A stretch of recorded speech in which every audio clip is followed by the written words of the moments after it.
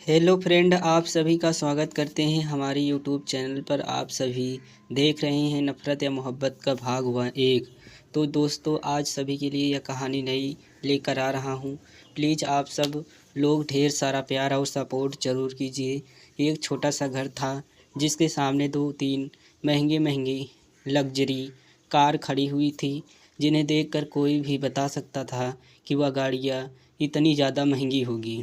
तो वही उस घर के अंदर, घर के बीचों बीच में कुछ नाश्ते का सामान रखा गया था और हाल में कुछ लोग बहुत ही प्यार से बैठकर बातें कर रहे थे। तो वहीं एक सोफे पर बैठा हुआ एक लड़का, जिसकी उम्र लगभग अभी 28 या 29 साल की होगी, उसके फेस पर इस वक्त कोई भी एक्सप्रेस नहीं था। उसकी हाइट लगभग 6 फुट 2 इंच होगी। ब्लू साइको जैसी साइज, आइज पतले पतले से हाथ, परफेक्ट नोच, गौर सा रंग और मस्कुलर और परफेक्ट बॉडी। वे किसी हीरो से कम नहीं लग रहा था। वे उन सभी लोगों के बीच में एकदम से शांति से बैठा हुआ था। अभी एक 50 साल के लगभग की औरत, जिनका नाम जानकी था, देवी था, वह भी अपने सामने बैठी हुई इंसान से बहुत ही प्रेम से बोलती रही कि अरे, बातें तो होती रहेंगी, पहले आप लोग हमारी होने वाली बहू को तो बुलाइए, हम अपनी बहू को देखना चाहते हैं। उनकी बात सुनकर सुरेश जी भी अपने पास बैठे हुए ममता जी की तरफ देखकर इशारा करते हैं और अपनी बेटी को लाने के लिए बोलते हैं। उनका इशारा समझकर ममता जी भी जल्दी अपनी बेटी को लेने के लिए उनकी रूम की तरफ चली गई। थोड़ी देर के बाद ममता जी के लगभग 20 साल की लड़की, जिसने भी इस वक्त पिंक कलर का अनारकली सूट पहना था, 5 फुट 4 इंच की हाइट, दूध जैसा गोरा रंग, बेदांग सा चेहरा और हिरणी जैसी आंखें जो हल्की हल्की सी ग्रीन थी, छोटी सी नाक, छोटे से और कद एकदम से गुलाबी होंठ, लंबे लंबे घने काले बाल जो इस वक्त खुले हुए थे, उनकी कमर तक आ रहे थे और हल्के हल्के से पीछे से लहरा रहे थे। वह देखने में ही बहुत ही ज़्यादा खूबसूरत थी और सुंदर और खूबसूरत, एकदम से परी जैसी लग रही थी। ममता जी भी श्रेया को देखकर एक खाली से सोफे पर लाकर बैठा देता है और फिर जानकी जी उसे देखकर बहुत ही ज़्यादा खुश होकर बोलती है कि बेटा, आप तो सच में वाकई बहुत ज़्यादा खूबसूरत हो। जैसा हमने सुना था एकदम वैसे ही हो आप सिया, जो कि अभी अपना सर नीचे किए हुए बैठी थी। उनकी बात को सुनकर हल्के से धीरे से बोलती है कि बैंक यू। उसकी आवाज़ भी बहुत ही ज़्यादा धीमी थी, लेकिन किसी संगीत से कम नहीं लग रही थी। तो वही दूसरे सोफे पर बैठा हुआ लड़का, जिसका नाम अधीर कपूर था, उसने एक नज़र भी उठाकर सिया की तरफ नहीं देखा था। वह तो बस वहाँ पर अपनी दादी के साथ उनकी ज़बरदस्ती करने पर आ गया था, नहीं तो अधीर को शादी में बिल्कुल भी इंटरेस्ट नहीं था। तो सुरेश जी, हमें तो श्रेया बहुत ही ज़्यादा पसंद आ गई है। अगर आपको कोई आपत्ति न हो तो हम यह रिश्ता पक्का समझें। जानकी जी भी सुरेश जी की तरफ देखकर मुस्कुराकर बोलती है। तो सुरेश जी, जो कि अभी अपने सामने बैठे हुए ममता जी और अधीर को देखते हैं। अधीर, जो कि अभी पूरे इंडिया का टॉप बिजनेसमैन था, उसके बारे में कई कहानियाँ भी लिखी गई थी। अधीर, जो कि काफ़ी ज़्यादा गुस्से वाला था, उसने गुस्से की काफ़ी तेज़ थी, लेकिन अपनी फैमिली के लिए उतना ही ज़्यादा जिम्मेदार और खूबसूरत, बहुत ही ज़्यादा प्रेम करने वाला था। तो सुरेश जी, जो कि अभी एक छोटी सी नौकरी करते थे, उन्हें बहुत ही अच्छे से मालूम था कि अगर वह अधीर के सामने उसकी दादी को इस रिश्ते के लिए मना करने की हिम्मत करेंगे तो शायद उनकी इस कीमत के बदले उनकी नौकरी भी खोनी पड़ेगी उन्हें। और फिर सुरेश जी उसके गुस्से को भी बहुत अच्छे से जानते थे। सुरेश जी भी उनकी बात सुनकर एक नज़र श्रेया की तरफ देखती रही और फिर अपने चेहरे पर झूठी स्माइल लाते हुए धीरे से बोलते हैं कि जी आप हमारी तरफ से भी यह रिश्ता पक्का समझिए। भला हम कैसे इस रिश्ते के लिए मना कर सकते हैं। उनका इतना बोलते ही जहाँ पर जानकी जी के चेहरे पर थोड़ी बड़ी सी मुस्कुराहट आ गई थी तो अधीन का इसके प्रति कोई भी एक्सप्रेशन नहीं था, या तो अभी भी वैसे के वैसे ही बैठा था जैसे उसे इस रिश्ते से कोई भी फर्क ना पड़ रहा हो। तो वही श्रेया जब अपने माता पिता की तरफ से इस रिश्ते के लिए हाँ सुनती है तो उसकी पकड़ भी अपने सोट पर एकदम से कसती जा रही थी। उसकी आंखों में भी हल्की सी नमी आ जाती है। उसका सर हल्के से झुका होने की वजह से उसे कोई भी नहीं देख पाता है। जानकी जी भी उठकर श्रेया के पास जाते हुए उसके सिर पर बहुत ही प्यार से हाथ को फेरती है और बोलती है कि बेटा क्या तुम इस रिश्ते से खुश हो? तुम्हें कोई प्रॉब्लम तो नहीं है? जानकी जी एकदम से ऐसे पूछने पर तो आप श्रेया सिर्फ अपना सिर हिला देती है, क्योंकि वह भी अपनी माता पिता की बात को कभी भी टालना नहीं चाहती थी और आज तक उसने कभी भी अपने माता पिता की बात को नहीं टाला था। जानकी जी उनकी हाँ सुनकर मुस्कुराते हुए बोलती है कि सुरेश जी अब हम चलते हैं, आप हमें अपने पंडित जी से बात करके शादी का मुहूर्त निकलवा कर बता दीजिएगा, हम भी आपको बता देंगे। उनकी बात यह सुनकर तो सुरेश जी भी मुस्कुरा कर खड़े होते हुए कहते हैं और फिर अपने हाथ को जोड़कर उनकी तरफ मुस्कुरा कर बोलते हैं जी आप हमसे बड़े हैं तो आप फिर जैसा आपको ठीक लगे हम तो उसी में ही खुश हैं। आप जैसे चाहें वैसे इस शादी को कर सकते हैं। जानकी जी एक बार फिर से सिया की तरफ पलटती फिर उसके गालों को छूकर प्यार से स्माइल करते हुए बोलती है कि अब आपको सीधा अपनी बहू बनाकर अपने घर पर ले जाने के लिए आएंगे। हम इतना बोलकर जानकी जी भी अधीर की तरफ देखती है जो कि अभी अपने फ़ोन में कुछ स्क्रॉल कर रहा है, जिसे देखकर जानकी जी भी अपना सिर हिला देती हैं और फिर उसे बोलती है कि अधीर जब हमें चलना चाहिए तो वही श्रेया जिसने अभी तक एक नज़र उठाकर अपने आसपास नहीं देखा था वह तो अभी भी अपनी नज़रें नीचे झुकाए खड़ी हुई थी, लेकिन जब उसके कानों में अधीन का नाम पड़ता है तो उसने भी धीरे से अपनी गर्दन हल्के से ऊपर उठाकर अपने सामने सोफे पर देखती है तो अधीन ठीक उसके सामने वाले सोफे पर बहुत ही प्यार से और अकड़ के साथ बैठा हुआ था।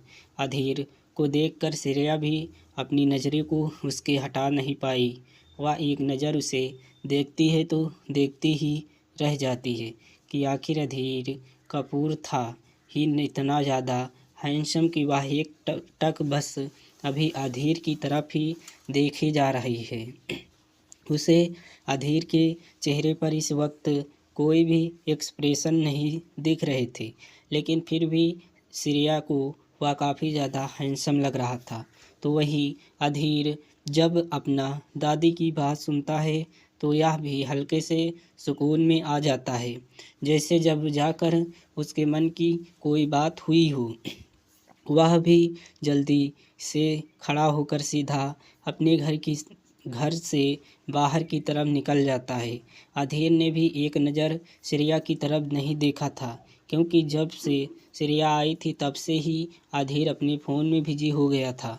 उसने तो नज़र उठाकर श्रेया की तरफ देखा भी नहीं था। तो वही श्रेया अभी भी उसी की तरफ देख रही थी जहाँ से अभी अभी अधीर बाहर गया था।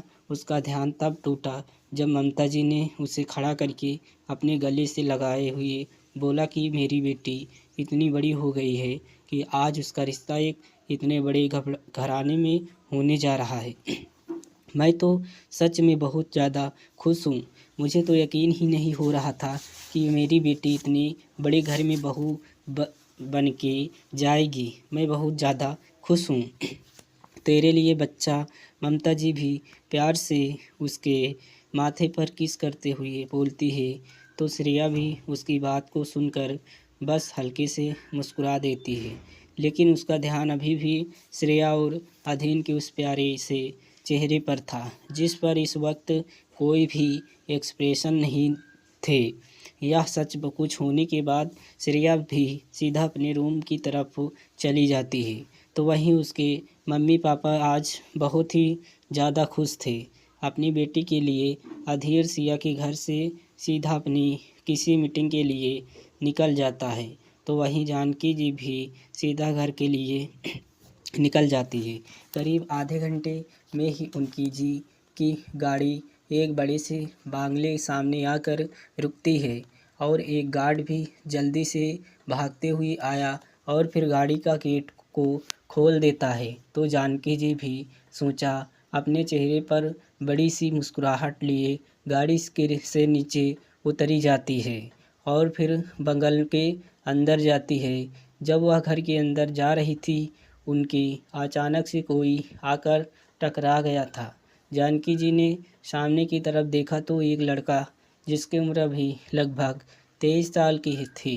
लड़का जिसने अभी एक वाइट कलर की शर्ट और साथ में ब्लैक कलर की जीन्स पहनी हुई थी। उसका चेहरा थोड़ा थोड़ा सा अधीर जैसा ही लग रहा था। वह भी इस वक्त बहुत ही ज़्यादा हैंडसम लग रहा था, लेकिन अधीर से थोड़ा सा कम ही लग रहा था। वह लड़का भी अधीर की तरह ही एकदम से परफेक्ट बॉडी में था। जानकी जी उसे देखकर थोड़ा सा खुश होते हुए बोलते हैं कि अरे रोहन बेटा, आप भी ना यहाँ कहाँ पर जा रहे हो, आप हमारे साथ आइए, हमें आपको कुछ बहुत ही अच्छे से बताना है। रोहन, जो कि अभी अधीर का छोटा भाई था, अपनी दादी की बात सुनकर वह भी एकदम से चुपचाप से उसके साथ आकर लिविंग एरिया में सोफे पर उनके साथ आकर बैठ गया था। रोहन बोलता है कि जी दादी, आपको मुझसे क्या बात करनी है?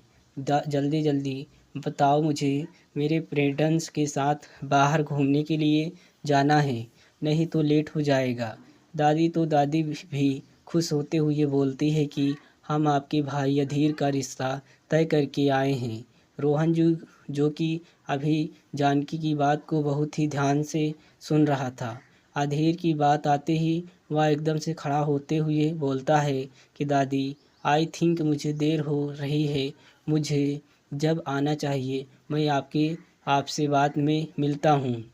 इतना बोलकर रोहन भी बिना उनकी बात को सुने हुए वहाँ से जाने लगा कि तभी जानकी जी पीछे से बोलती है कि कब तक उसे ऐसी गलती की सज़ा देगा तू, जो अपनी उसने की ही नहीं, क्योंकि उससे बात नहीं करता है। तो उसकी बात सुनकर रोहन भी बहुत ही कुछ देर रुक और फिर बिना कुछ बोले ही तेज़ कदमों से घर की से बाहर निकल गया। जानकी जी अभी रोहन को रोकना चाहती थी, लेकिन वह तब तक वहाँ से जा चुका था। जानकी जी भी उसे हैरानी से देखती रह गई। उसके दिल में इस वक्त बहुत ही ज़्यादा दर्द उठा हुआ था। इधर दूसरी तरफ एक रॉयल्स राय आकर एक आलीशान बिल्डिंग्स के सामने आकर रुक जाती है, जिसमें से अधीर ब्लैक थ्री पीस सूट पहने हुए, आंखों पर ब्लैक कलर के गोगल्स को चढ़ाए हुए बाहर ही अकड़ के साथ बाहर निकलता है और जल्दी से उस बिल्डिंग के अंदर चला जाता है और फिर अपनी प्राइवेट लिफ्ट में चला जा गया, जो कि सीधा अधीर के फ्लोर पर आकर ही रुकती थी, जो कि शायद उसी के लिए ही लगी हुई थी। अधीर भी लिफ्ट से निकलकर सीधा अपने कैबिन में आ जाता है और फिर अपनी चेयर पर आकर बैठ जाता है और अपनी आंखें बंद करके सीट से अपना सर टिका लेता है और फिर आज जो कुछ भी हुआ था वह सब कुछ एकदम से सोचने वाला लगता था। उसके दिल में बार बार वह सारी बातें घूमने लगती है। थोड़ी देर में ही उसके कैबिन की डोर पर नॉक होता है, जिस पे अधीर भी धीरे से मगर रफ्तार आवाज़ में बोलता है, कम हूँ रौनी, जो कि अभी अधीर का असिस्टेंट था, वह भी सीधा अंदर आ गया और फिर अधीर को गुड आफ्टरनून विश करते हुए एक फाइल को उसके सामने रखते हुए बोलता है कि सर, यह मिस्टर भल्ला को फाइल जो कि आपने मंगवाई थी। अधीर भी उस फाइल को देखकर उसे जाने के लिए बोलता है और फिर अपना काम करने लगता है। इस वक्त वह अपनी फाइल को पढ़ने लगता है जो कि अभी उसने रौनी से मंगवाई थी। इधर सिया के घर में सुरेश जी और ममता जी की जानकी जी के साथ बात हो रही थी। जानकी जी उन्हें बताती है कि शादी की डेट 1 महीने के बाद है। उसके बाद सीधे 2 साल तक कोई भी डेट नहीं है, जिस पे सुरेश जी और ममता जी भी राजी हो जा गई थी।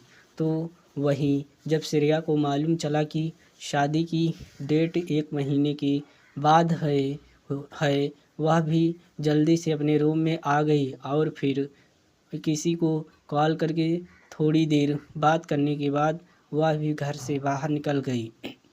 वे अपनी स्कूटी को उठाती और फिर घर से बाहर निकल गई थी। थोड़ी देर में ही श्रेया एक रेस्टोरेंट के सामने आकर रुकती है। वह जल्दी से अपनी स्कूटी को पार्किंग में लगाकर उस रेस्टोरेंट के अंदर चली गई। उसने इधर उधर देखा तो जल्दी से एक टेबल के पास जाकर थोड़े से गुस्से से बोलती है कि तुम्हें शर्म नहीं आती है? यहाँ पर मेरी शादी तय हो गई है और तुम इतनी आराम से यहाँ पर खा पी रहे हो। उस टेबल पर श्रेया के ही एज का एक लड़का बैठा हुआ था, जो कि देखने में बहुत ही ज़्यादा हैंडसम था। उसके हाथ में इस वक्त एक बर्गर था जिसे वह खा रहा था। लेकिन श्रेया की बात सुनकर वह लड़का भी श्रेया की तरफ देसा कर इस्तेमाल करते हुए बोलता है कि अरे क्यूटी, इतना ज़्यादा गुस्सा क्यों हो रही हो? ज़रा सा आराम से बैठकर तो थोड़ा सा ठंड पार। और वे लड़का भी गोल्ड ड्रिंक देते हुए बोलता है तो श्रेया भी उसे घूरते हुए उसके सामने बैठती हुई गुस्से से बोलती है कि राहुल यार, हर बात को मजाक में ले रहा है। तुम्हें मालूम है ना कि मम्मा पापा ने एक तो मेरी बिना मर्जी के बगैर मेरी शादी के लिए हाँ करवा दी है मुझसे, ऊपर से अब वह शादी ही डेट में क्यों करूं? मुझे अभी शादी नहीं करनी है। यार श्रेया भी टेबल पर हेड डाउन करते हुए बोलती है। एज का एक लड़का बैठा हुआ था जो देखने में बहुत ही ज़्यादा हैंडसम था। उसके हाथ में इस वक्त एक बर्गर था जिसे वह खा रहा था। लेकिन श्रेया की बात सुनकर वह लड़का भी श्रेया की तरफ देखकर स्माइल करते हुए बोलता है कि अरे ब्यूटी, तुम इतना ज़्यादा क्यों डर रही हो? ज़रा सा आराम से बात करो, बैठ कर बात करो। क्या बात हुई? क्यों इतना परेशान हो रही हो? तभी श्रेया ने कहा कि तुम यहाँ बरगद खा रहे हो, वहाँ पर मेरी माँ डैडी ने मुझे जो है ज़बरदस्ती मेरी शादी करा रहे हैं। इसी महीने के बाद 1 महीने में मेरी शादी होने वाली है। श्रेया भी उसे घूरते हुए उसके सामने बैठती है। उसे गुस्से से बोलती है कि राहुल, और हर बात पर तू मजाक में ना लिया करो। तो तुम्हें मालूम है ना कि मेरी मम्मी पापा मेरी 1 महीने के अंदर में शादी करा रहे हैं, बगैर मेरी मर्ज़ी से शादी के लिए हाँ करवा दी है मुझसे। ऊपर से अब यह शादी की डेट में क्या करूं? मुझे अभी शादी नहीं करनी है। पर श्रेया भी टेबल पर हेड डाउन करते हुए बोलती है, अरे ब्यूटी क्यूटी, क्यों इतनी ज़्यादा परेशान ले रही हो? अंकल आंटी ने तेरे लिए फैसला लिया है तो फिर सही होगा ना। अब चल जल्दी से थोड़ा सा चिल कर और यह खा ले। राहुल भी श्रेया को बर्गर खिलाते हुए बोलता है। श्रेया घूर कर राहुल को देखती है और फिर उसने भी एक बाइट खा लिया और फिर राहुल भी उसे खाता हुआ देखकर स्माइल करने लगा। थोड़ी देर में ही उन्हें अपने पीछे से एक लड़के की आवाज़ आती है, क्यों वे चिपुंजी, तू मेरी बेस्टी पर लाइन मार रहा है? क्या भूल मत, अब उसकी शादी होने वाली है तो तेरा कोई भी चांस नहीं चलेगा। उसके ऊपर उस लड़के की आवाज़ सुनकर राहुल का भी मुंह बन गया। तो वहीं श्रेया भी उसकी बात सुनकर हंसने लगी। राहुल पीछे देखता है, जहाँ पर दोनों की ही एज की एक खूबसूरत सी लड़की खड़ी हुई थी। वह भी चलकर उसके पास आ रही थी और फिर राहुल के कंधे पर अपने हाथ को रखते हुए वापस से बोलती है कि क्या यार पिंजेजी, तू कितना ज़्यादा खाता है। अब ज़रा सा इस सूखी लकड़ी को भी खिलाओ पिलाओ, ताकि वह अपनी शादी तक थोड़ा सा पेट सेट हो जाए। यार वे लड़की भी हंसते हुए बोलती है। तो श्रेया और राहुल भी रूही की बात सुनकर एकदम से खड़े होकर उसे पकड़ कर लेते हैं और फिर रूही जो जल्दी से उनसे दूर होते हुए हंसते हुए बोलती है कि अच्छा ठीक है, सॉरी मैं तो बस मजाक कर रही थी।